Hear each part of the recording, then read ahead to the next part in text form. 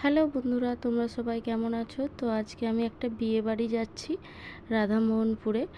সম্পর্কে আমার ননদ হয়, তো ওর বিয়েতেই আমরা এসেছি। তো এই ছোট্ট ভিডিওটা তোমাদের সঙ্গে শেয়ার করছি। তো তোমাদের কেমন লাগবে তোমরা অবশ্যই পুরোটা দেখো প্রথম থেকে শেষ পর্যন্ত। এই যে এখানে ওর আশীর্বাদ শুরু হয়ে গেছে।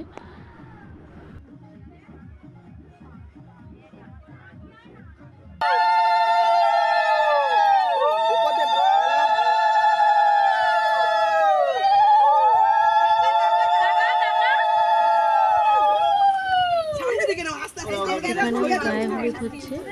তো এত বৃষ্টি হয়েছিল যে চারিদিকটা পুরো কাদায় ভর্তি হয়ে গেছে। তার ওপরেই বসতে হয়েছে ওকে, একটা পীরের ওপরে।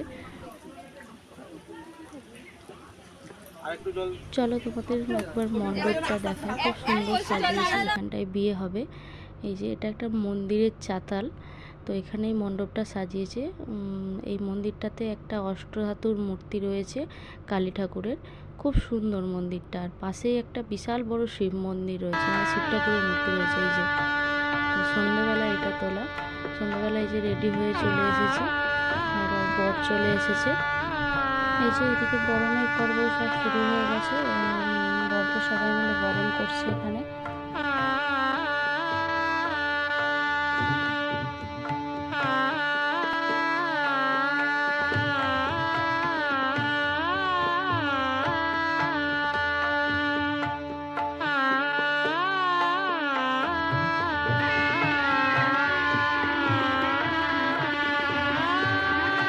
তো এখানে বিয়েও শুরু হয়ে গেছে, কনেকে ছাদনাতলায় নিয়ে আসা হয়েছে, এবার শুভদৃষ্টি হবে।